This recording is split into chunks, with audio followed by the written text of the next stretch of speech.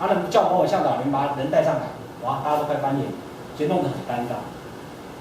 所以就好开会，就这里就被罢免一天了啊。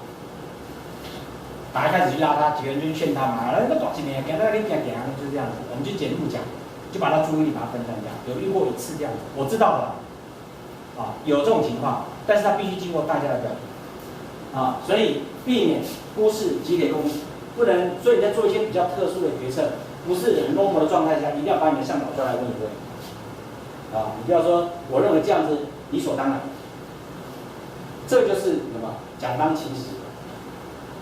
因为你没有立刻的去制止一些行为，或者没有去奖励一些行为，到时候没有人会愿意帮你忙。比如说我们在带高山行程会有什么？要当值日生，因为值日生是照轮的。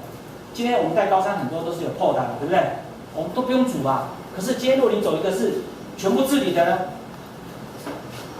要不要派值日生？要哎。我们那次去挪威，我们去自助旅游，我就规定了。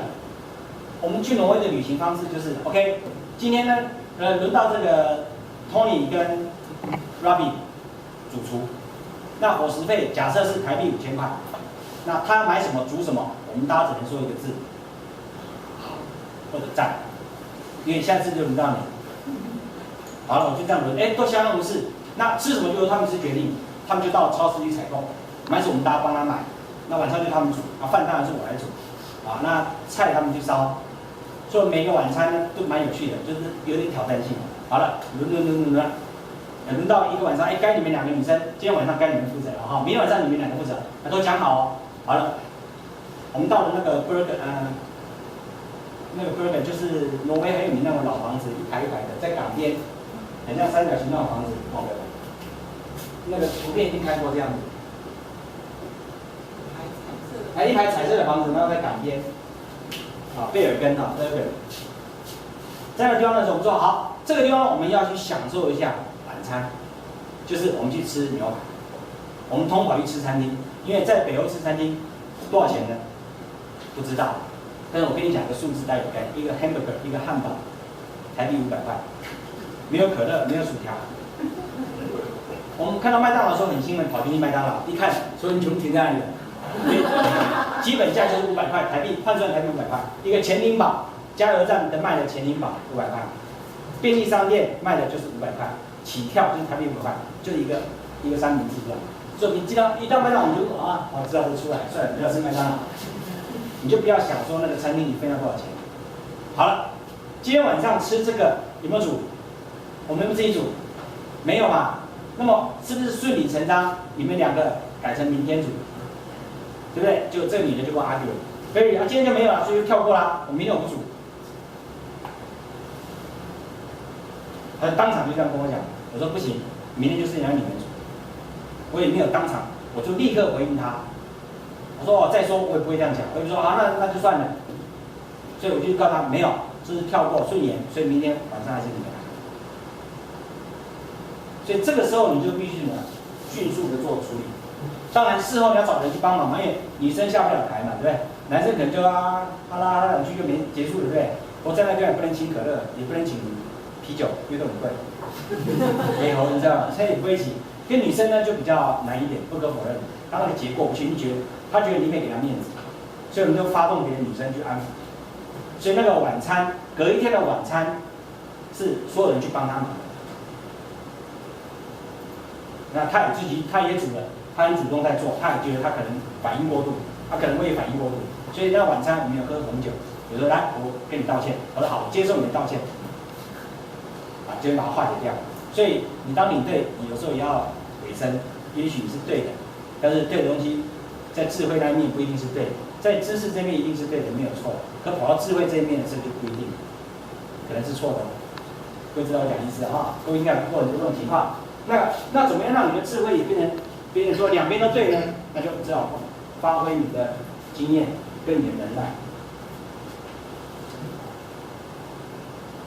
这个很多东西错都会推，某某向导，某某队员，有时候会批评。一个领队在前面，有时候聊天不小心会做批评的动作，避免这样子。你在 A 的面前批评 B，那么这 A 以后想，那我在别人面前也会这样子，一样道理，所以绝对要避免啊，避免开玩笑，要让人家知道你是开玩笑。很多说我在开玩笑啊，可是别人听不出来，那算不算开玩笑？那就不算开玩笑了。好，所以这点很重要。所以我们讲话有时候，像我以前就是很容易开玩笑，我认为的开玩笑。像我以前刚去那个外商保险公司，我们跟一些女生在算那个账的时候，有些女生就非常强大，很强。我讲一个，她当然马上就算出来了。可有一个女生就资质比较慢一点，所以我讲了半天她没搞清楚。那我就开了一句玩笑，那个玩笑造成很大的伤害。我说我要是你，我就这个楼我就跳下去了，我就开这个玩笑。好了，没完没了就哭了。我知道去华山是买个礼物送她。啊，也有这样的女生啊。还有一个女生她非常强大啊，她很厉害。我讲一个哦，公式那个套那个计算那个业绩奖金的公式，我大概跟她讲，她马上咚咚咚，那个人现在还在这里，已经有人 K 了。哦，她就很厉害。啊，另外她那个同事就比较资质比较努钝一点，所以我就我还要安慰我的同事，我们那个是15楼高，要是你们就从那里跳下去，当场他就哭。因为我是开玩笑的，但他不知道，因为他不认为你在跟他开玩笑，所以这是一个明显的错误。那我刚到那部门去当经理的时候，我那部门的几个那个 staff 在跟我汇报他的工作。那有一个女生就说：“哦，我负责就是平安保险，啊，平安保险跟团体保险。”然后就托我讲一句话，因为每个人都报告完了，就报告到他的。我说：“哇，这样看起来你的工作最轻松。”我这句话是很明显的，我认为我是开玩笑。哇，捧雷熊娘。我们男生有时候喜欢讲的话，哇，这个女生当场翻脸，恨到我离开公司，大家恨我。我忙死了，怎么可能这么轻松？她是最轻松，事实。可是她在别人面前要讲，一定要讲出她很麻。所以这种东西，有时候这种是不经意的，你不注意的话，多说了，就会造成困扰。那你将来在遇到状况的时候，需要人家帮你忙的时候，你的力量就被打折扣。所以当一个领队，这个部分当领队跟像老师一样，通通都说他。然后呢，往往是建立制度，就有自己便宜行事。这种领队也很多，规定不能怎样，不能怎样，不能怎样，觉得他自己都做，很多会这种情况。所以，我们在带队的时候就很困扰。我们去爬山，像我前天去走那个从擎天沟往上走，对不对？是不是都石阶？像天湖、面天山，是不是？石阶走的是很痛苦，旁边是不是有一些好走的路？我们在带队的时候，你敢不敢走？你在穿制服的时候，你敢不敢走旁边那个路？走啊，我会走啊。你会被人家骂，我跟你讲，真的。真的。你不敢？保证。这边嘎，别在嘎，我给你嘎。旁边为什么不能走？户外生态。对啊，就像你穿制服不能闯红灯一样啊。闯红灯要人家教你不能闯。可以走捷径。不然他就不那个啊。所以你穿了制服，你就不能去走那种捷径哦。就不能走闯红灯。对，你不能闯红灯，什么都不能做啦。你穿制服啦。一定会有队员，一定会有，只是他没讲，一定会有山友。说啊，你看，人家对啊，香港嘛，其实给人有破坏生态的，有没有这种人？一定有。所以你当穿上制服，那个路就不能走。我那天没穿制服，就偶尔他走一下，哦，真好走。像去雪山最明显嘛，雪山也是一样啊，是不是？旁边路是不是很好走？你走那铺的那个木头铺的那个栈道，哦，高拍点哎，边就好行呀。所以我没有穿制服的时候，我就走旁边；穿制服就乖乖走进来，只好慢慢跟他踢了。所以当你是一个领队的时候，你这个东西你在教育大家的时候，人家会回来指引你，你这是破坏生态。所以这就是属于制度，然后自己给。所以下次人家讲生态的时候，他们就会打问号。就不一定信你，好，所以你要做坏的示范，一定要在私底下做，不可以公开，知道吧？不然你会被吐槽。最重要一点是什么？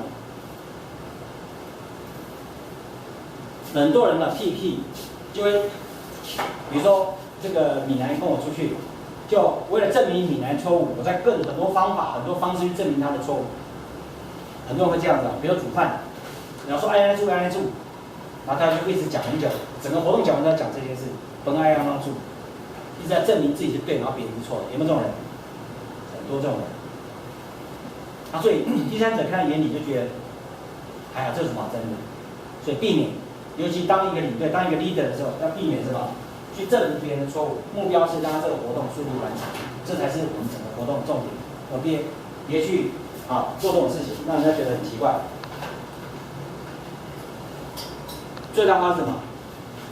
我们在谈智慧这件事情，它最大化是什么？我们说智慧的相反是什么？自私。所以最大化是什么？无私。很简单，就这样子。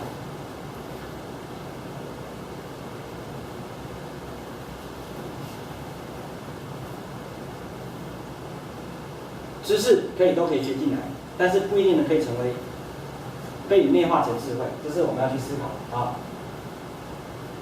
这是以前的先好壮大再快，再把产能变大变好，先把东西做好了，再去到市面上去生产再去卖到市场上，然后把它做得很大，然后让我效能提高、产能提高，这是以前的竞争法则。现在呢，哪一个最先？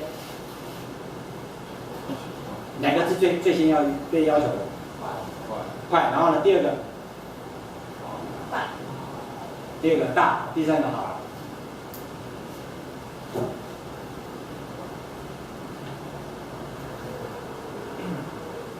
先快，然后再大，然后再求好是最后的。所以现在电子产品有没有在 QC 的？没有在 Q， 谁在 Q？ 消费在 Q。机器。你们 Q 啊？Barry， 我买这个手机坏掉了，请你给我换一个。好，很抱歉，这是我们错，我马上换一个新的给你，再送你个电池，你会不会很高兴？你的买度变120，你帮我 Q 出这一台来。但是我为了这1000台 Q 出这一台，我花多少成本？划不来我让你1000个人去 Q， 对，被就 Q 出来了。这什么烂手机，打上去骂。非常抱歉，我再多送你一个手机，再多送你一个什么。哇，服务怎么那么好 ？iPhone 是不是这样搞的？对，不用再花很多机器跟设备去做 Q 了，没有人在 Q 那个东西，成本太高，所以让消费者来 Q。所以你们觉得现在电子产品为什么使用寿命那么短？因为它必须撑过半年就好。对，现在几乎就是这样子，开发力太快了，所以在以前的模式跟现在跟以后的竞争模式是完全不一样的。登山有没有这样改变？也是改变。我们以前登山很单纯，哪有什么向导，就是领趟。我们今天去录那个明天晚上播了，明天晚上11点要播。他跟我讲，他说为什么台湾人登山要带铝波？各位知道吗？为什么要带铝的？这是我们的说法。导热块，对，跟辟邪。辟邪。没听过对不对？我也是今天第一次听到。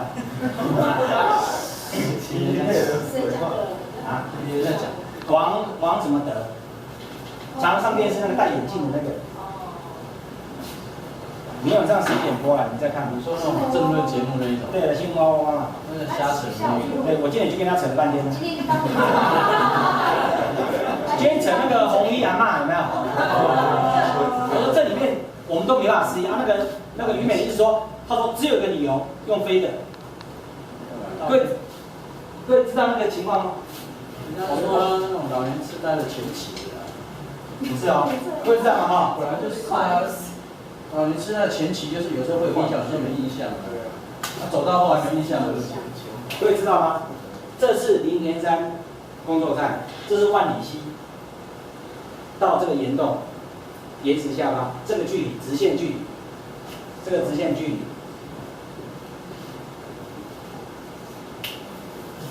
3K， 可不可能溯溪？各位，你们有经验的人可不可能溯溪？溯3公里的溪，我们就算这个把这个拉直是3公里，不要说它曲线，我们说它直线3公里，可不可能？对，你我可不可能溯3公里的溪过去？那个溪流大概在小腿部。他应该不是在水里走。好，岸边，各位知道溪的岸边3公里，连续3公里是有岸边可以走的吗？各位相信吗？我也不太相信。开过。好，还有一个方法就是走的嘛，有一条叫做万荣林道，走林道再垂降到这里，这个高度大概200公尺，就是滑下去的。各位林道在一开始是在西边哦，然后一直慢慢爬升嘛，到36K 就爬到那个彩虹瀑布，情人瀑布、情人吊桥那边，就主要登那个6顺7彩的路。你走了3公里以后的落差到河床落差大概200公尺高，你可以想象他怎么过去的吗？常理真的解释不出来。所以郑弘仪在问我们说，你们4个人有没有谁不相信摩西纳的？说我们都相信。各位相不相信？我是相信的。爬山的事真的无法解释，各位是没有遇过。如果你遇过几次，你知道这个东西解释不清楚。我说哦，这件事情只有给我们一个启示，我们学那些技术啊，都白学了。你还没有任何装备，没有锅啊，没有火啊，没有塑胶袋，过4天，4天4夜，他这边过4天4夜了。我说只有一个法则是对我们在遵循，什么法则？啊？对，都不动。只有这件事是法则是对的，他都不动。他如果动了就必死无疑。他还有糖尿病、高血压。高血压的病、糖尿病是不是常常吃药？还好他没吃。看他4天要吃了就必死无疑，因为他没有食物，他血糖已经过低了，再吃下去就更低，阵亡。所以刚好也没吃，刚好那4天天气很好。那晚上有人陪他聊天，他讲的，他自己讲的，有一男一女陪他聊天，所以你要说他是土地公土地婆，有这个说法，那你那样，但是无法解释的。你如果说今天是一个50、60岁的，有可能啊，他一直胸蒙公，一直往那边冲。80岁的人，平常走路要人家扶的，不扶还要拿那个伞撑，他那是不用拿伞就直接冲出去，说，无法想象所以原本人就从头到尾一直说他是用飞的，真的解释不出来。我们今天的主题就讲这个，就是说，那个中间你来帮我们讲登山的这个东西啊，有没有看过这种灵异事件？其实有，不是没有。登山很多真的很多。这个，但是我觉得不应该炫的。不是，他不是在炫耀，他讲说有没有模型啊这件事情，他指的是这个意思。整个主题就绕到模型啊，没人证明有啊。对，没有人证明嘛。但是你没有办法，但是你用常理来看，常理就是说，正常一个人80岁的阿嬷是不可能走到3公里远的地方，300公尺是有可能哦，但是3公里，而且是地形不是我们今天的公路上3公里，是只有一条溪的路走3公里。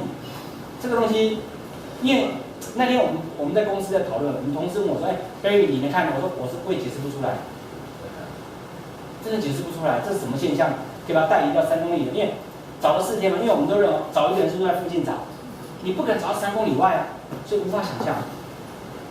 你看那个阿兵哥过那个溪有没有？各位看过那个图吗？那个新闻吗？架绳啊，一个架一个过去，那阿妈是怎么过的？徒手过溪实在无法想象。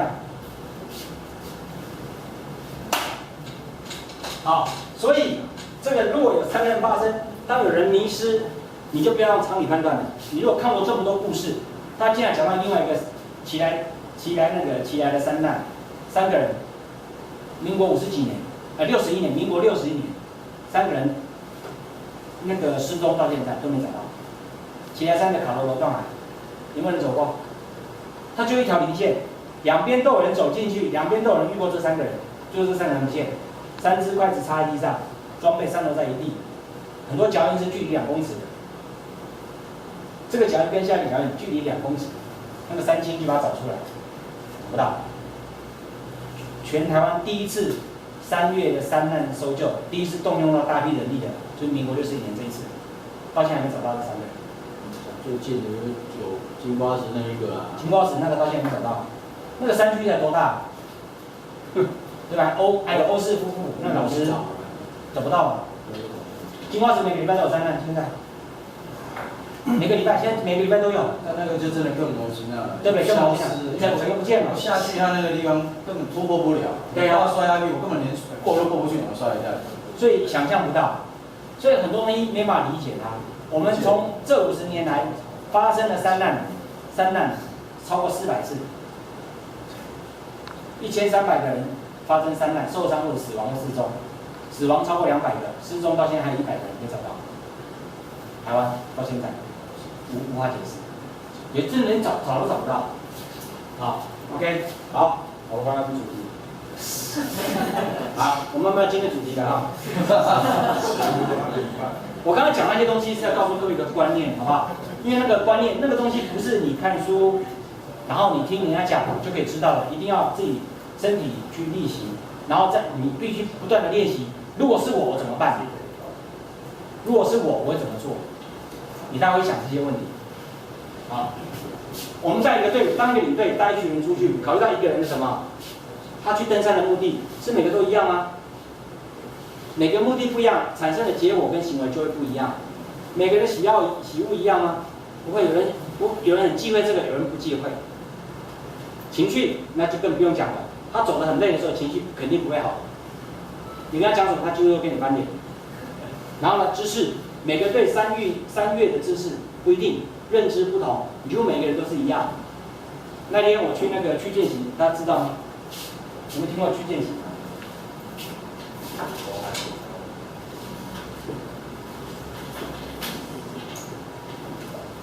那个叫做剃头 hiking，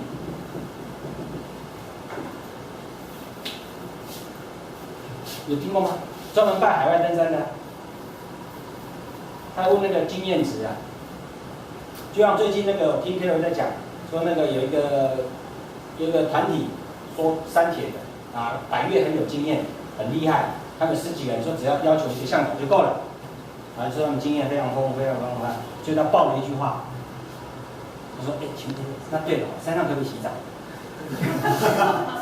新店龙舟队。好，不要给他想出来。接着吗？就像我那天去践行，跟那个 Tina 在聊天哦，聊，他说经验呢，他说有个领队跟他讲很有经验，哦，雪季也很有经验。后来 Tina 就问他一句话。他说：“那你雪季呢？雪季登山都穿什么鞋？我穿雨鞋啊。那各位知道吗？如果雪季登山可以穿雨鞋吗？不行，为什么？假设冰爪可以靠上去呢？假设也可以靠上去。不保暖，还有呢？胶会脆化，还有呢？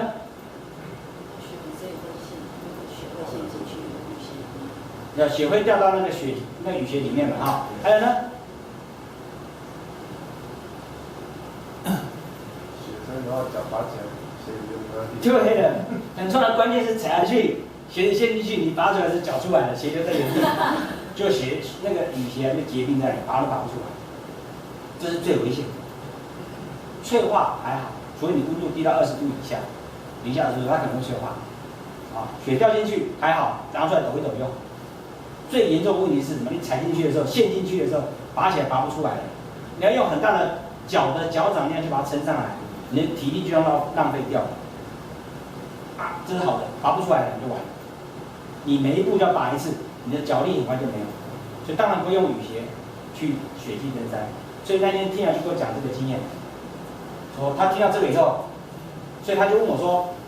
我们要去富士山，或者是我们要去冬季有没有登过？我说有啊。他说你都穿登山鞋还是雨鞋？我说当然穿登山鞋。他说你允许他们穿雨鞋？我说当然不允许。他就讲给我经验说，有个领队跟他聊天，聊说可以穿雨鞋。我说那就是经验不够。所以很多人是从谈话中可以看出这个人有没有经验值。所以我们当你的队员，为什么你要跟队员聊天？像你要群来跟队员互动，你听到很多东西就知道啊，这个人能力在哪里，大概知道。这个人在什么程度，专业有状况他可以帮你忙，你也可以知道，就靠平常聊天，啊，所以一个人就这么复杂了，对不对？一个人就有那么多问题了，还有体能，对不对？如果是这样，所以这群人特别难应付。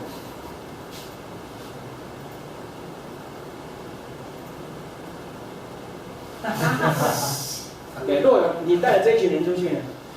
都4级的，没有3级的，都4级的，几级的？都4级的，跟我没关系，跟我没关系。4级的，都4级的吧？就是说不要带就好。捷运测验那一天。你知道吗？4级的捷运测验啊。哦，今天有5级的，对不对？你记得吗？那个明年想训集训队，你们每个都要去参加，因为明年想训就一定会在那个的入门的，所以给你们免了遗憾，所以你们那时候。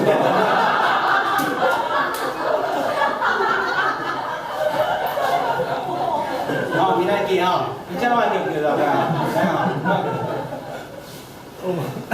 你带一个人看，你刚才他有这么多的问题，如果你带的是一群人呢，光一个领队绝对你的触爪绝对伸不够的，所以要向导来帮你拿。所以你就要跟向导讲好，为什么向导要走在中间中段？因为你可以看你前面的这些，看你后面你前后各5个人，你可以把它观察得到。所以不是向导都走在一起，除了把它分开以外，注意他们的状况以外，当然你可以去利用这个机会去认识你附近的队员，了解这些状况。那么很多事情就比较很好就会很好处理。有些透过表决，有些透过私下的沟通，不是所有事都拿来表决的。好，我等一下后面会举一堆案例，大家就可以知道。第一个，管制向导的言行，很多向导那个口不遮拦，你知道吗？那出去那嘴巴就好像他那礼拜1到礼拜2都没有讲过话那样子，然后终于到礼拜6、礼拜天，就会跟人家讲话，就会噼啪噼啪。有没有这种向导？烦死了，对不对？有。我遇到很多山友就这样子，哇哇，哎呀，敏锐啊，你不回他又不行，啊，然后呢，就是除了说什么，你叫他说小心树、小心头，他没注意，他蹦，他大概就不讲话了。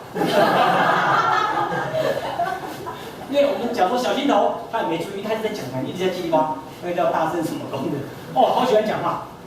他百丽，我跟你说，怎样哇，这个好大声，他讲话他全对，还有连别队。连后面2队都可以听到他的声音，所以他叫绰号叫大声公，就他很喜欢讲话，然后就一直讲，那你不回他好像不太好意思。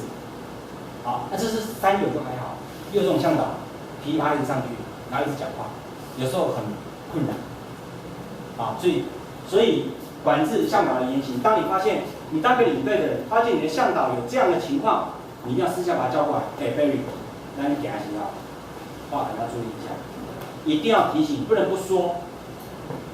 这是要道德的勇气。当个领队，最重要的职责就是管制你向导的言行，不要让他讲的东西跟你是不一样的。比如说，你的向导会跟你讲：“哇，好困难哦，我怎么那么难哦，我今天好累哦。”我讲他本来没事，被你叫到有事。有没有这种向导？有。然后说 OK， 我们继续往前走。哇，好累，我不要走了，我再休息一下。有没有这种人？有。很多，而且还比队员先叫出来都有。有啊，当然有这种向导啊，我们在我们协会就有啦。还有说领队怎么在这边休息？对啊，领队你怎么在这边休息呢？哇天哪，不太像在里面休息。所以怎么一定要附和下去？如果你要讲说这里是不适合休息的，那你应该用换个方式怎么说？怎么跟领队说？如果你发现领队在这里休息，这个地方是不适合休息的，怎么办？私底下叫去旁边啊，叫去旁边再说啊。领队来，我来共情，也很奇怪啊。不会啊，那我感情这么好。还有什么方法？前面不好的休息点。你讲就住他场，你讲就住他场。住他场，对，没错。所以怎么办？后面有人要过来。我们让后面走，别让后面追到，赶快先走。听说这有模型啊。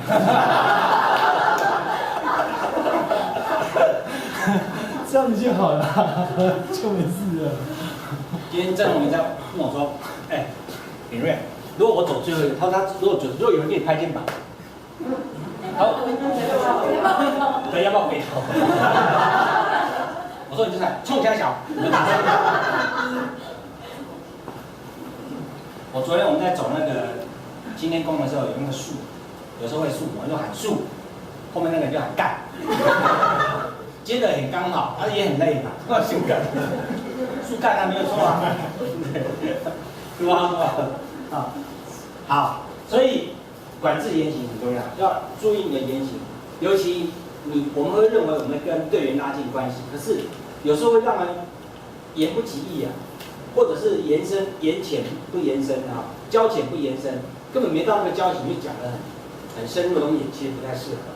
那你是向导，你要对你一个基本的尊重，一开始会听你1-2句，可第二会发现你旁边都没有人了，就表示你的言行要被控制，自我要先控制。